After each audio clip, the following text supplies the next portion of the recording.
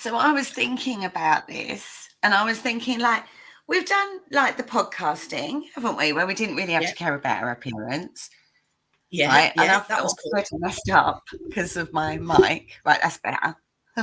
Is that We're better? You're learning. happy now? Yeah, we're happy now. Little tweaks. So I was thinking about this, and I was thinking, we've done the podcast thing. We did the paranormal podcast Yeah, thing. We've done we did. How nice was that? Nothing to worry about what you look like, great. your background. It's just voice. It was great. I was thinking of the mess sometimes of like my area and everything with the podcasting days of just be like debris all around, and I just didn't care. And then live streaming came in. We tried, didn't we, to do multiple streaming before it became a thing. Yeah.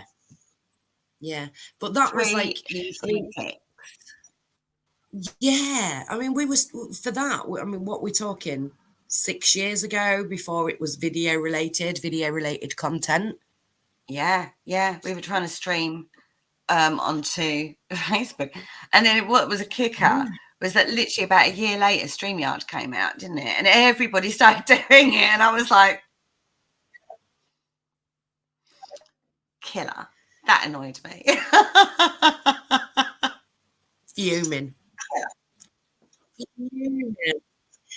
Can you hear me all right? Yeah, it's a little bit glitchy, but it's not too horrific. Is it not? I was going to say I can swap devices if it helps.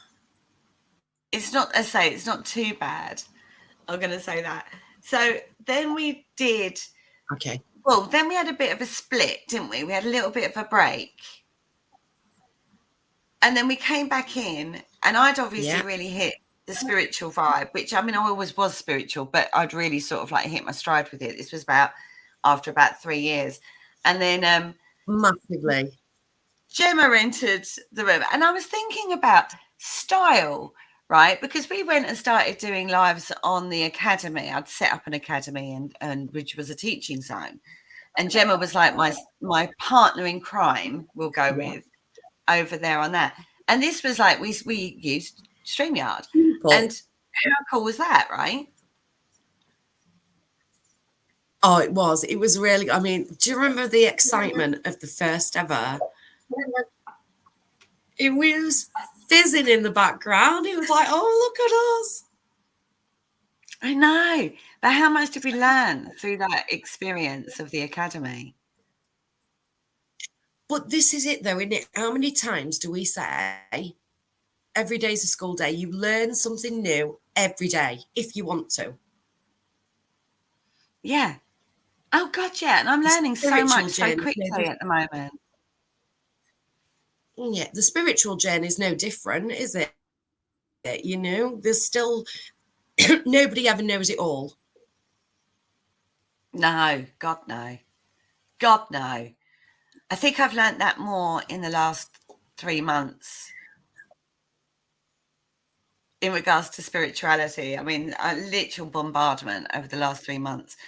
And so what this has accumulated in is evolving it again into something completely different. Yeah. So I was thinking about style, and I was thinking about, like, what style am I? Now I'm at this grand old age of 54. I'm 54, right? Gemma, will you divulge, or are you not prepared to? No, I'm 40. Okay, so very different sort of like ages. There's 14 years between us, you know. However, I was thinking about style, and then I was thinking, you know, like, I quite like the rock chick look generally, but am I getting too old for that? No. Yeah, that's kind of where Is the short answer. But then I was thinking, right, I'm not a Chanel person. I'm not a this person. I'm not a that person. I'm not a gothic, but I'm not a bohemian kind of vibe either. I like a bit of everything. I'm very eclectic. And actually, that's where I sit very spiritually. It's very eclectic. So I refuse to kind of get put into a box because I don't even know what to call myself. How do you view that? I just think I am me. And I know that sounds ridiculous, but I used to have a style. I've got a 2-year-old, so I think style for me has completely gone out the window now. I don't have a style anymore. For me, it is all about comfort. If I'm comfy and I can run around all day, I'm happy. Like heels for me is a massive no-go now. I can't do heels. If I have to, I will, but I don't want to. Yeah. So no, I don't know what bracket I would put myself in. Gemma bracket. The Gemma bracket. Your unique bracket. Because that's the point, isn't it? Yes. We're all unique. And our spirituality and how we get to our understanding is unique. Exactly. Yeah. I'm open you can't put to me in a box. pretty much anything. Yeah, no. And that's the problem I have is that, or I was having in regard to this reinvention of like, what box even should I put this in? And I was like, I don't think I need to. No. And why should you? I know. Why should we? It's individuality. End of. Yeah. And you know what? The other thing I was thinking. Go on. Look, if I want to build a style, right, with something, or build a style in regards to however it plays out in regard to what you wear, you've got to be comfortable. However you perform your spirituality has got to be comfortable to you. But within comfortability, you have to go through that process, don't you? You find out what you like wearing. You may buy a pair of trousers in the shop, you think you like them, you get them home and think, oh, I'm never going to wear these, and you take them back. Or they sit in the wardrobe for about 10 years. And I thought spirituality, this day and age, particularly in the West, because we have freedom of choice a lot. There's a lot of the world that has freedom of choice now. We have a lot more access to a lot of different vibrations. So finding your unique vibration in regards to spirituality is actually, on one hand, very easy now. And on the other hand, it becomes very confusing. Much more open. It's much more open these days. Much more open. It's like people will accept spirituality a lot better now. But I think people are very, I think there are a lot of misconceptions. And I do think, like, how do older, and I know this sounds really weird, but I was sitting there going, I was thinking about the concept of the maiden mother crone, because University Morrigan is coming very much forward for the feminines at the moment to work with, right? So she's like a maiden mother crone. And I was thinking, right, let's be fair, right? Let's be honest here. Where do I sit now? I'm not a maiden. And no matter how much I want to pretend, I'm not a maiden anymore. And I'm personally done with the mother side of things. My kids are older. They're now offhand. They're living their lives. And I'm kind of like, so I am still mum, obviously, but I'm not needing to be a mum like Gemma's a mum with a 2-year-old. Yeah, I see. I was going to say, at what point does the parenting stop? I'm now crone. You're not a crone. You're not a crone, honestly. That made me laugh. But that realization of where I was in the stage of my life, it's not indicative of age either. No. Because I've just got like that 50 odd years of wealth and experience with spirituality behind me. And in the stage of my life, I sit as like the wise old crone, right? And I was thinking about this and I was laughing away to myself at this realization. Oh, God. Anyway, that was that kind of moment for me about style vibe, where we're going, where I sit in the grand scheme of things. Old wise one over there. The most unwise wise one ever.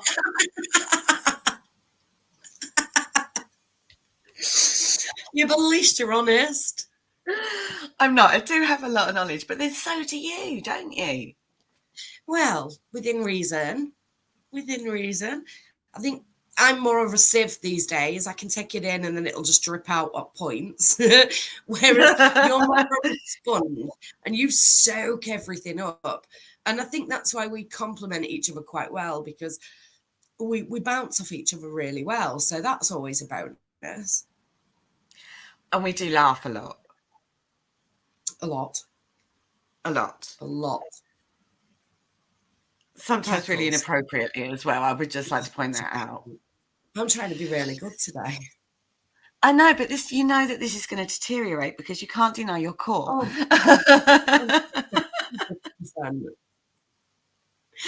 By the end of it, we'll have no makeup on, like we'll be slouching in our pajamas. Fat hanging out of our mouth. Just out the bath, wearing a towel, you know, like, hi. Yeah. So today, make the most of it. We've got makeup on. We're looking more together. Dress. You will always have the Layla look. Mm. At least it's not glowing, mate. My son bought a pair of headphones the other day, and they're like, you can see him coming in the dark.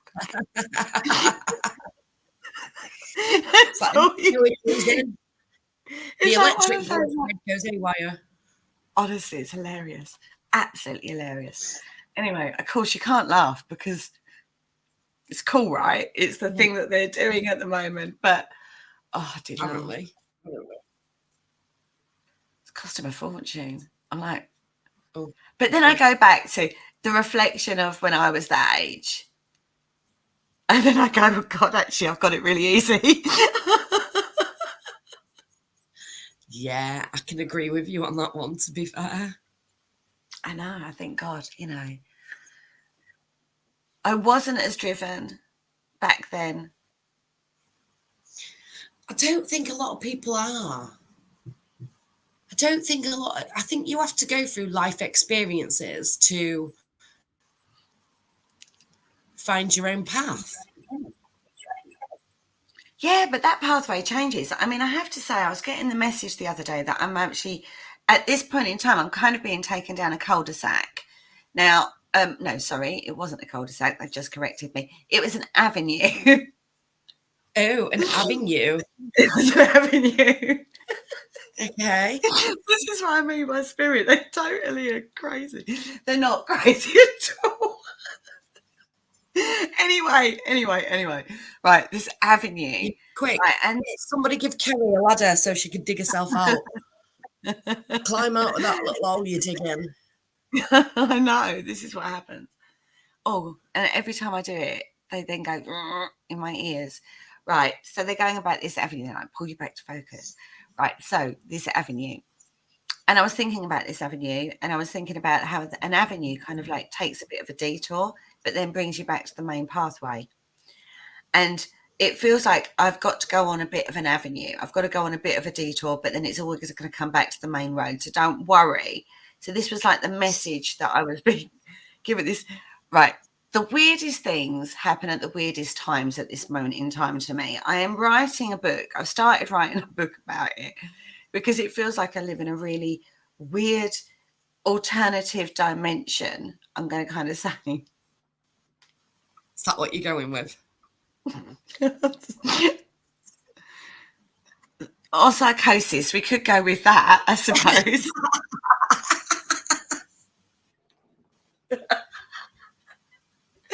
We could sit in either. But as I keep reiterating to my family, at least I'm happy. Isn't that all that matters? Could it be worse? Yes, it could be a lot worse. You could be visiting me in a psych ward. Although in my head, a psych ward is very like spa-like. I don't think you've been to many psych wards, have you? I think someone's come along and put some fairy dust in my head and gone, romanticize everything. Yeah, no, it's not going to happen. Everything in a romantic perspective. And I don't mean romantic as in love, relationship romantic. I mean, just like everything's just like so weird and so, oh, it's so pretty. And it's so lovely, and it's very strange world I'm in at this moment in time. It's great, I'm not moaning, but it's all part of this ascension that's been going on, and I don't even know where I'm at. Experiences are coming up left, right, and centre. I'm literally embracing the spiritual. Whereas for Gemma, how is this playing out for you? Yeah, I try and put spirituality into my everyday life. I mean, that is something that, you taught me from the very beginning. And I do it. So like every day, how many times have you said to me, there's always going to be a glimmer in the day? Even when you're having the crappiest of crap days, there will be something that makes you go, okay, so it weren't all bad. So I make sure that I appreciate that. But I'm more, whereas you're every day and full in spiritual at the minute, especially with you ascending, whereas I'm more tentative steps. But that's an ascension in itself, because like, where Well, it is is. you 2 years ago? When you think 2 years ago we Oh, started this no. spiritual journey together. Yeah. Yeah, no. Well, 2 years ago, I hadn't even picked up a deck of cards, had I? No. Let alone And done now look the at stage. Yeah. Now it's madness. you. Yeah, I live on that on like a bit more of a higher level of that shit craziness. But I love it. And it's brought me happiness, it's brought me peace, and it's brought me balance actually within my life. And you know what?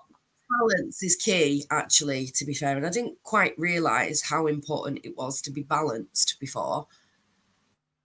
But obviously we was going through chakras and making sure that we was aligned and stuff. And that was the one thing that stood out for me that made me go, slightly off balance here. It's not quite stacking up as it should. So that is something that I do work on a lot now, trying to make sure that I remain balanced in myself. It's not about other people, because people are going to come along, push your buttons, trigger you. Of course they are, that's life. But for me, how I react or don't react, as the case might be now, is key. Mm, mm. And that's what it teaches you, doesn't it? It teaches you to be discerning about your own reaction, because we talk about reflection, and if you're triggered by something somebody's done, that indicates within yourself there's a wound. Yeah. There's something you need to work on, right? We call it a wound. It's not a physical wound. It's obviously a psychological or a mental or a emotional or even a physical wound. You know what I mean? That you've got to face. And if someone's triggering you, it's the trigger within you that you're working through, not what they've done or said. It's the trigger within yourself that you're working through. Yeah. Now, one of the biggest keys to any spiritual pathway is yourself. And we go back to self, right? And it always does come back to within yourself. Now, I'm Always. an emotional person. I do get very emotionally connected. We can call it connections, bonds, effectively, with people, situations, things, I get attached. Now, part of me breaking those attachments that no longer serve are triggering, and they trigger deep things within. They trigger things like abandonment issues and rejection, and your self-worth issues and self-esteem. And when you start working through those, and you start taking ownership for your actions, not what somebody else did, but your own actions within that. And if you can sit within your conscience, your universal conscience, your soul conscience, that you did the best you could do in that moment. That's key. That's the key. If you didn't, if you look back and go, oh God, I didn't act very well there. I should have done this. I should have done that. Or why didn't I say that? How many times after a round do you sit there? You mutter away to yourself. All the time. I should have said that. And why didn't I? And, you think, oh yeah, well, the reason I didn't was because that's not a very nice thing to say, and right. But you do that inner reflection work. And if you do think, well, I didn't act the best in there, I was a bit of a nasty, I did that. You just take ownership of that and say, right, that's not reflecting the best of myself. So I will in future be mindful about being like that. Yeah. And it takes time, it's a process. Yeah, I mean, as much as I try, I'm still working on that on a very regular basis. So am I, and I've been doing this a long time. It's not something that, you understand. So, from now on, I'm going to be so well behaved, and I'm not going to upset people, or I'm not going to say the wrong thing, because, hey, we're human. Yeah, we are human.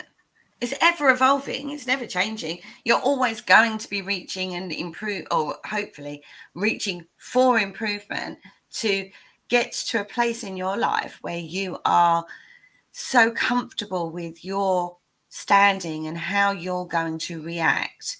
So even if somebody comes at you with aggression, you know you're going to be able to stand there in kindness and compassion, regardless of what happens.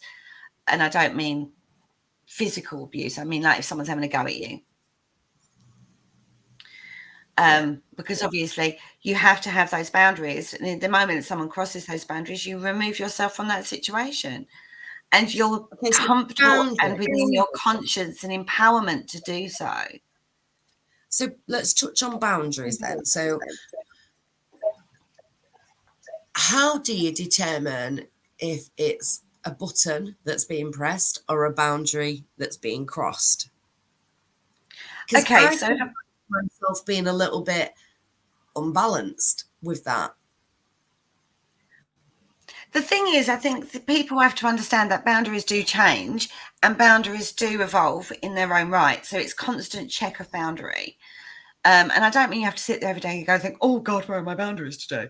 But you allow yourself to be flexible within your boundaries, but be strong within the boundary you do set. Because one of the things, if you go back to raising children in your instance, they talk about you have to put boundaries in with your children. Okay. But think about how you actually do that. You're not so strict to the point where you're closed off, because you're also appreciating that this little human in front of you is displaying emotion for whatever reason. So you're going to have to put a boundary in play that's actually in alliance, or in alignment, I want to say, with what you're receiving. So you're not going to go react. If he's throwing a temper tantrum, you're not going to react temper tantrumy, because what does that do? Well, it doesn't teach him how to behave, does it? No, what it does is there's a realization there that that's a negative thing to do in that circumstance. So there's already, where your boundary's starting to creep forward from. Because the worst thing you can do is match energy when it's a negative energy. It escalates it, it doesn't calm it. Everything ends up out of control then. So it's standing firm within what you want to do. And if that's giving the child time out, right? Whether that's calming him down with the hugs and kisses and, I don't know, maybe coercion with a little bit of food. Is it a drink you want? Is it food? You go through it all, check for the comfortable, warm, cold, what is it that this child is creating about? And you work it out in a calm manner. You work through the options to find the one that is what calms and sorts, and then allows you to go forward in the way that you needed to go forward.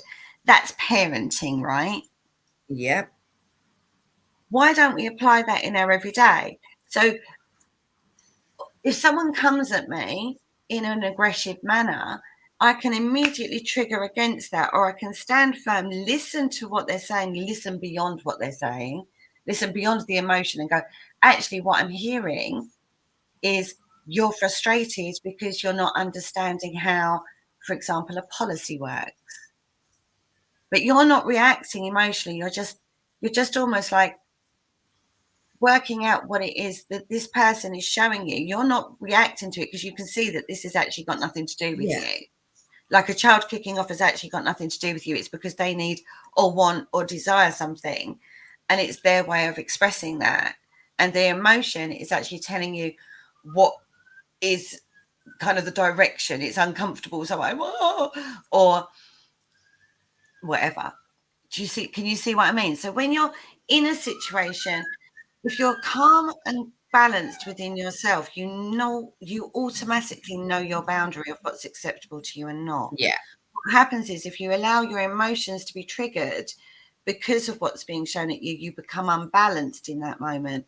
Now, this is the problem. It's easy to She say says. it. We Yeah. can also, it's easy in concept, right? That's the thing. It's easy in concept.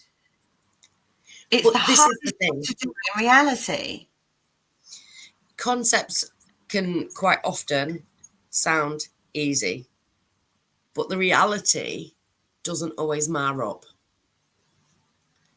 No, because you're constantly having to be called within to work through those issues. And while you're continually evolving and working on those issues, you'll automatically start to become more balanced. So don't focus, what they're saying is, don't focus so much on what's going on outside, observe it. It's true, I suppose. Because it's an observation, not an emotional reaction situation. Yeah, that is true. But again, it's so complexly, it's easy, but it's so complex to actually put in practice. It's one of those when they say, calm your mind, empty your mind before you go into a meditation. Now lay back, deep breath, empty your mind. And you go, right, what am I going to cook for dinner tomorrow? Oh, no, shouldn't be thinking that. All the time.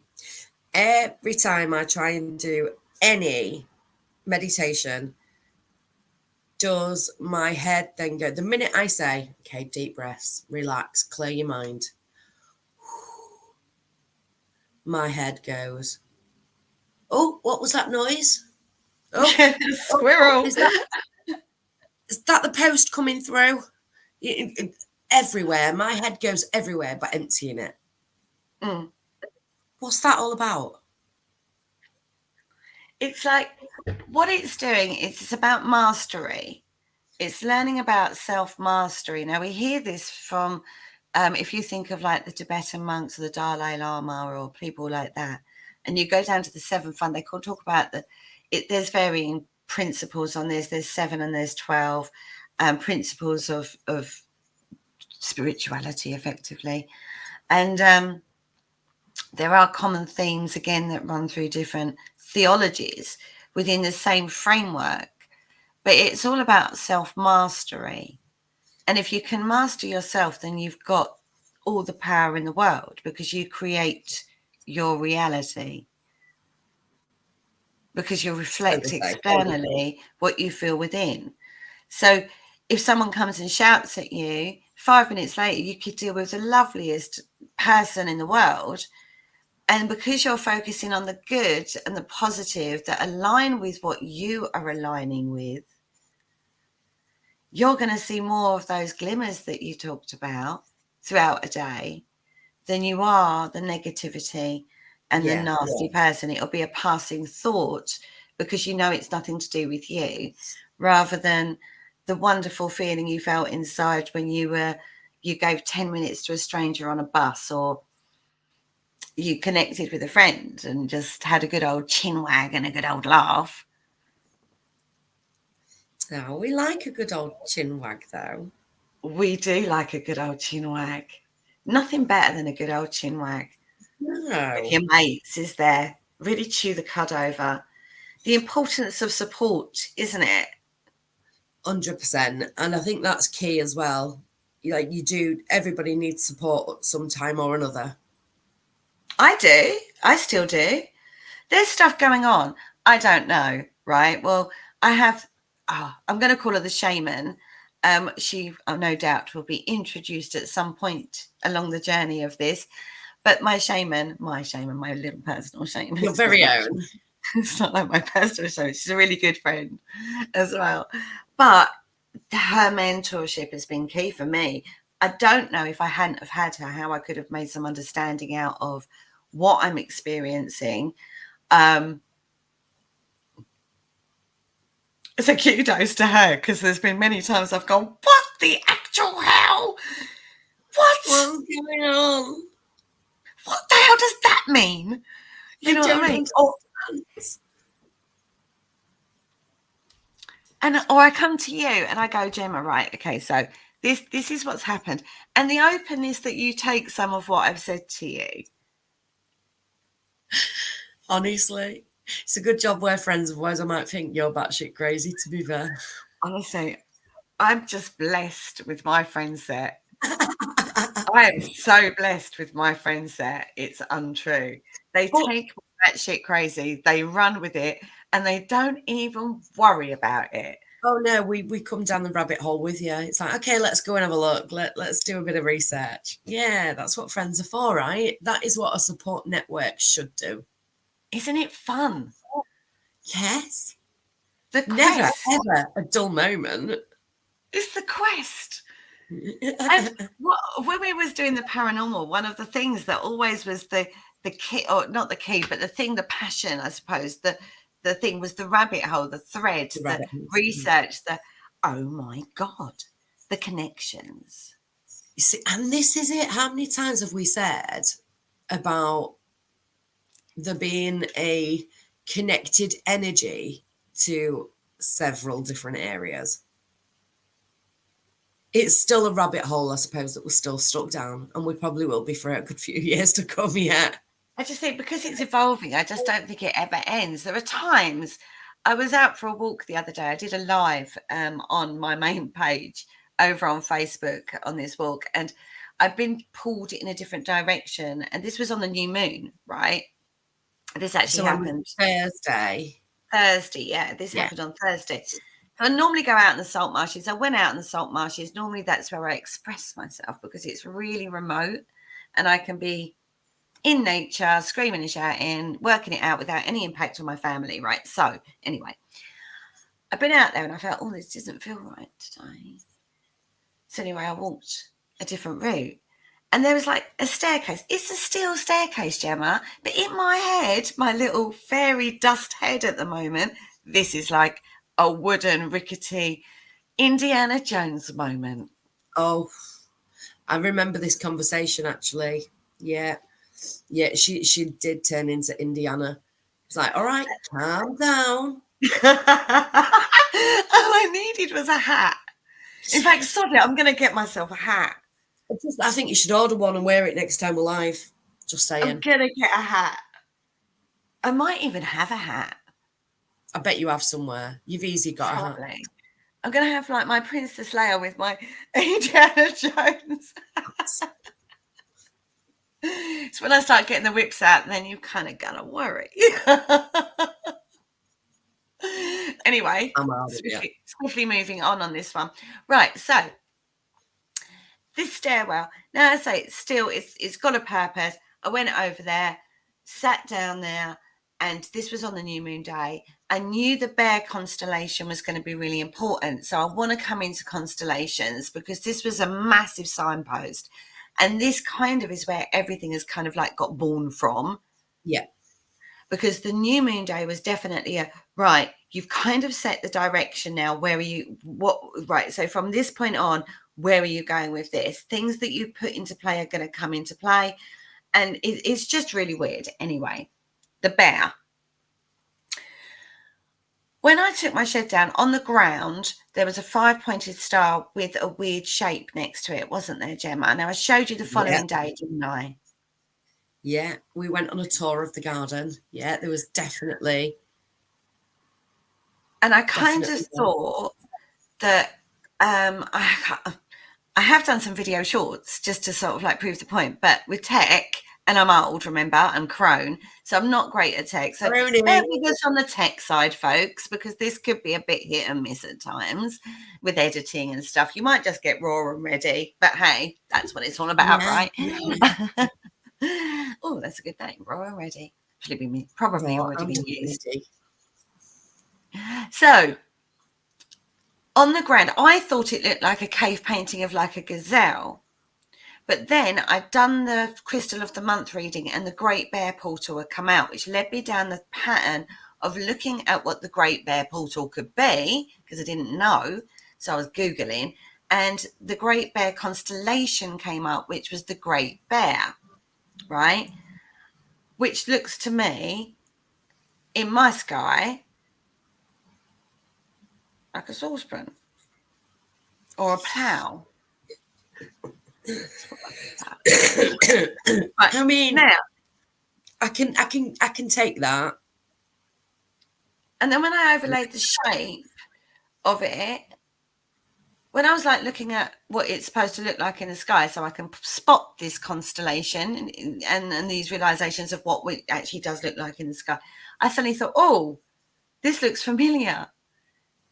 And I looked outside and the 5-pointed star was there in the grass, and I could see that from my window. And I just went, the shape on the ground looks like the constellation. Yeah, and it really did. So while I'm sitting there in the sun on this massive Indiana Jones, I jump back and forth. You get this as well about me. I go forward, back and forth, like you should be aware of where I'm actually at in my timeline. I've come back up the stairwell and it felt like there was an ending, a specific ending. And I kind of was like, how do I feel about this ending? And I kind of was like, I feel good. I actually feel okay. And that honest truth with myself that actually I've stopped mourning. Yeah. I mean, I was hoping that it would be the end of the analogies, because you'll soon see that when Kerry comes out with an analogy, it can be frustrating. No.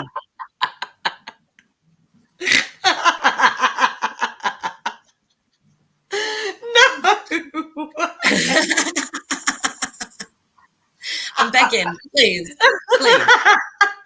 And that's what that song's about. Begging you.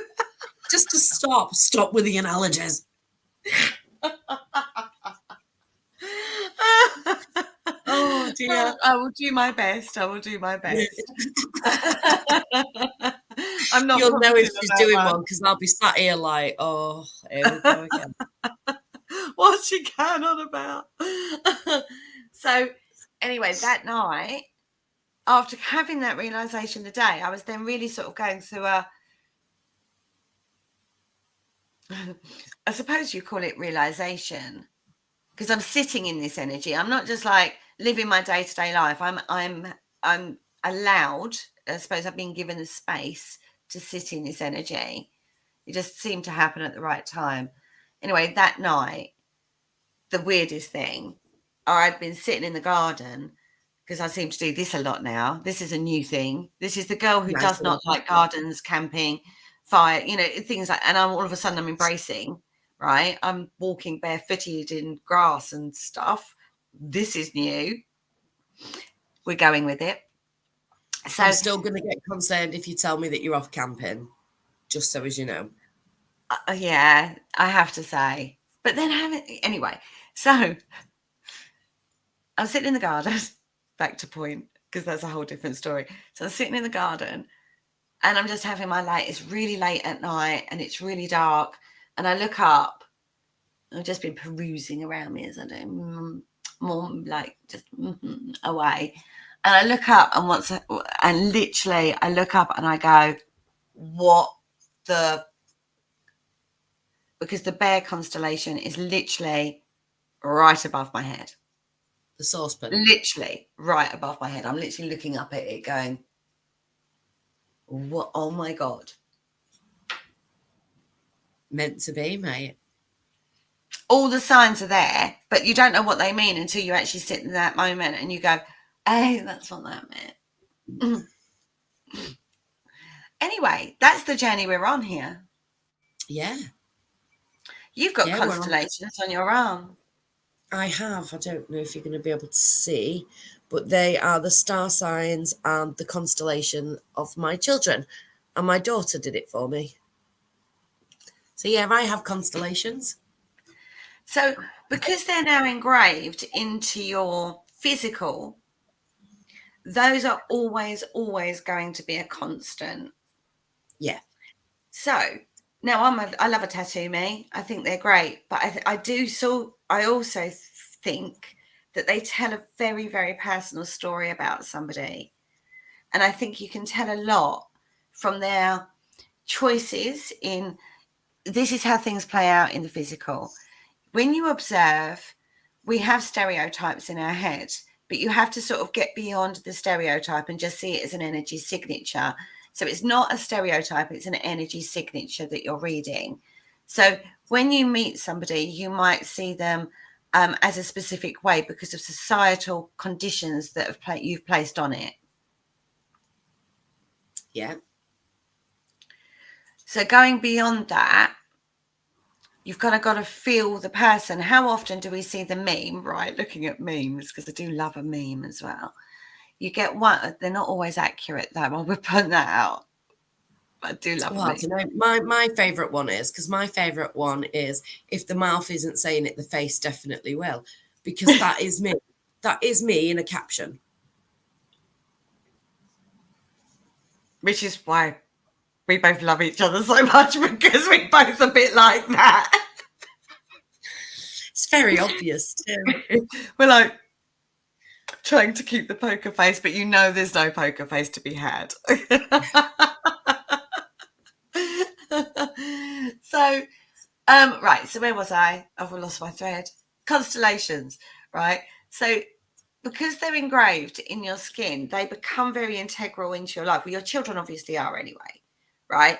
The fact that your daughter has done it is a bond that's showing you a deeper bond than the physical bond that you share. Yeah.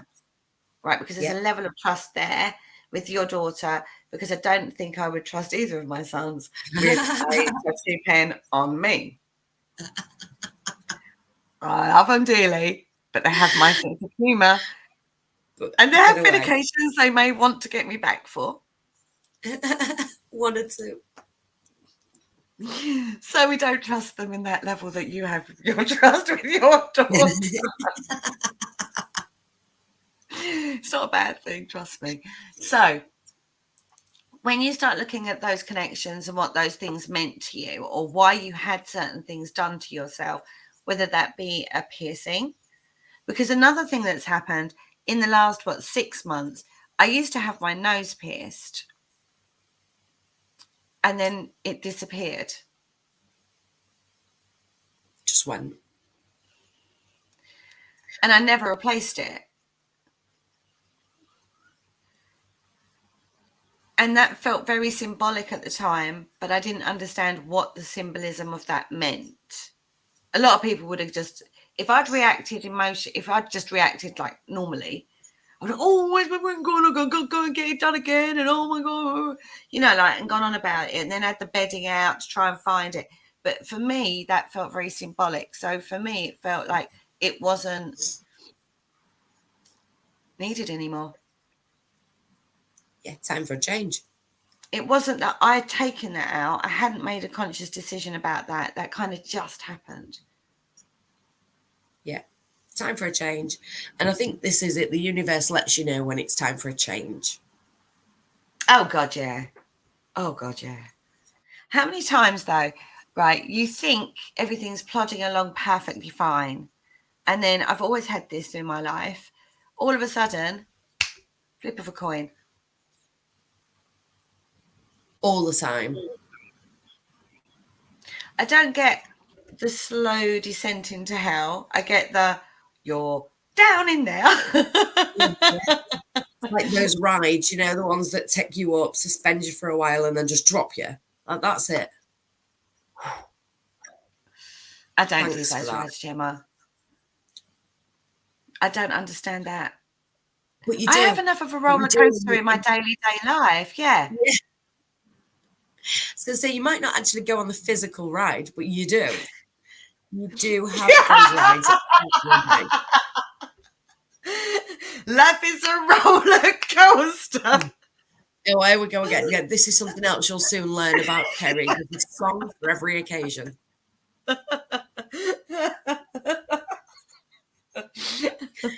Actually, this is a true story. From I had to have a general vibe a general vibe theme that runs through. I'm evolving vibe at the moment. I'm going into my wild woman stage. Yeah, absolutely. This is the funny thing. I looked in the mirror.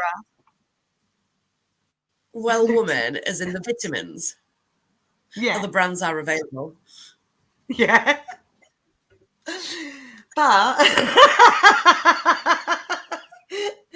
I got up and I was looking in the mirror and I was like pulling me bangs down, as it were. And I was thinking, oh, I could get them plaited. And then I went, what the hell am I doing? I think I got a possession of, or being possessed by a hippie spirit.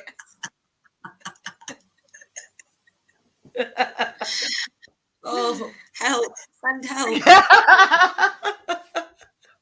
I'm joking, clearly. I am joking, but it is a little strange in my world at the moment, is all I'm going to say. May it continue. It's all because it's hilariously funny. Absolutely. And you know what? When we talk about everyday spirituality, which is sort of like the whole point of this, is to actually like highlight how crazy it sounds sometimes, but look at alternative. You know, people will be pulling people in as well. Ultimately, it is all about everyday spirituality, and we come from very different places, but it is hilarious when you look at somebody who is like literally so immersed in it. This And is true. somebody who is more level, should we say level? Tentative, I would say. Tentative. Well, we Yeah. hope you enjoy this weird and wacky journey. Yeah. And Right. it may sound like we don't know what we're talking about, but we really do. We actually really do. Yeah. Just stick with us. You'll soon see that we know what we're on about. Might take a while, but we'll get there.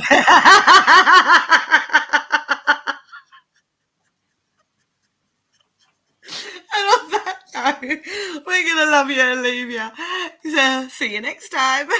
Bye.